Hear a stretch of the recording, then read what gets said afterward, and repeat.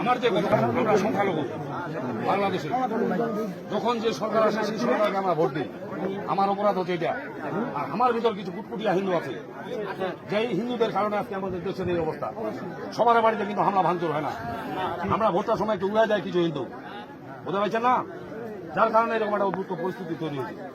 আজকে যে পরিস্থিতির মধ্যে আমরা আছি, বর্তমান সরকার বাংলাদেশে কিন্তু নাই, যার কারণে প্রশাসন একটা নীরব ভূমিকা পালন করতেছে। এইটার ফায়দা উঠায় কিছু লোক, এরা কিন্তু বিএনপির নয়, এরা বিএনপির নয়, এরা আওয়ামী লীগের নয়, এরা হচ্ছে দেশ ধ্বংসকারী লোক, যারা আমাদের গ্রামের পর আমাদের হিন্দু সম্প্রদায়ের পর আক্রমণ করতেছে।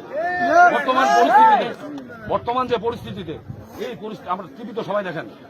কালকে মির্জা গোলাম ফখরুল ইসলাম টিভিতে একটা বিবৃতি দিচ্ছে, যে বলছে যে এই সব হিংসা কর্মকাণ্ড যারা চালায় এদেরকে প্রতিহত করুন। আমাদের উচিত এখন সবাই মিলে যে আমরা বাড়িঘর ছেড়ে চলে আসছি, এখানে আসছি না, আমাদের বাড়িঘর কিন্তু অরক্ষিত। এই সময় যদি আমাদের বাড়িঘরের পর হামলা করে, ভগবান না করুক, এইটার দায়ভার কে নেবে আমাকে বলেন? আর এই যেটা আমরা করতেছি, যেটা আমরা এখন করতে যাচ্ছি, এটা কিন্তু এটা সমাধান নয়। আমরা 10 জন বা 20 জন চলে গেলাম, বাকিটা থাকে গেল ভিতরে, এদের কালকে কি হবে? এদের জবাবটা আমরা দিতে পারবো? আমার বোনের বিয়ে হয়েছে বরিশাল, একটা বোনের বিয়ে হয়েছে রাজশাহী, ও আসতে পারবে? এটা দায়ভার আপনারা দিতে পারবেন? অনেকের মা বোনের ভিতর কারো বিয়ে হয়েছে ঢাকায়, তাদের কালকে কি হবে? মোট কথা আমরা এখন নিরাপত্তাহীনতায় ভুগতেছি। আমি বলি বস, কালকে যখন রাধাকৃষ্ণ মার্কেটে আগুন দেওয়া হয়, আমি ফোন করছি বালিয়া ক্যাম্পে, আমরা কোনো সহযোগিতা পাই নাই। অবশ্যই ঠিক পাই নাই। আমাকে বলা হয়েছে যে ভাই ম্যাজিস্ট্রেট ছাড়া আমরা যাবো না। আমি বলি, আমি ফোন দিচ্ছি বর্ষালুপাড়া ক্যাম্পে, আমরা সহযোগিতা পাই নাই। আমি ফোন দিচ্ছি ওসি সাহেবকে, ওসি সাহেব ছিল পঞ্চগড়, উনি বলতেছে ভাই আমি যে বের হবো পুলিশের গাড়ি দেখলে ভাঙা গেছে, আমি বের হবো কিভাবে? মোট কথা আমরা কালকে সারা রাত এখন পর্যন্ত আমরা সংখ্যালঘু যারা আমরা হিন্দু, আমরা চরম নিরাপত্তাহীনতায় আছি। আজকে আমাদেরকে এখান থেকে যদি ফেরত নিয়ে যান, আপনাদেরকে কথা দিতে হবে আমাদের প্রতিটা বাড়ির, প্রতিটা মহিলার, প্রতিটা পুরুষের জীবনে নিরাপত্তা।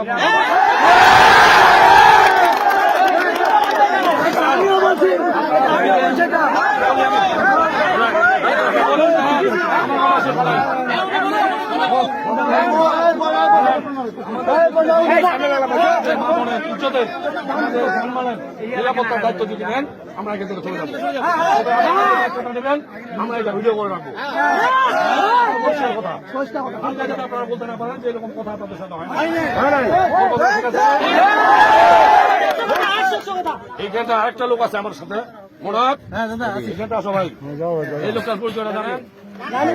বাংলাদেশ পূজা উদযাপন কমিটি আমার আটোয়ারি উপজেলার সেক্রেটারি, সভাপতি এটি আছে। আপনারা যে নিরাপত্তাটা আমাদেরকে দিবেন, আমরা এটা ভিডিও করবো, তবে আমরা অন্য কিছু চাই না।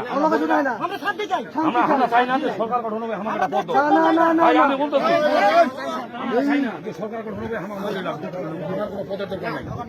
আমরা